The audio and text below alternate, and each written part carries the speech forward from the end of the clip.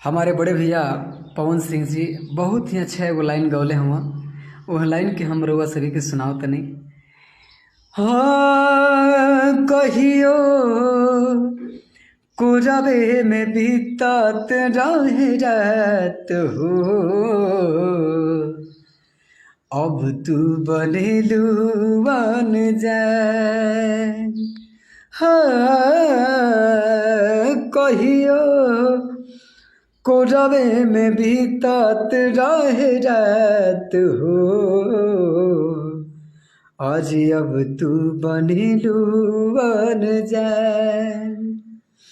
डर बाट सैया से की जान न जाए तुहरा पहिला मिलन के, ई बाकी ना सोचा का होई बीतत गोरी हमारा ही मन पे।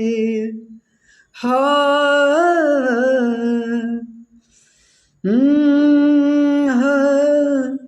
देखला पजाए लग जान हो, अब तू बलिलू बन जाए। हाँ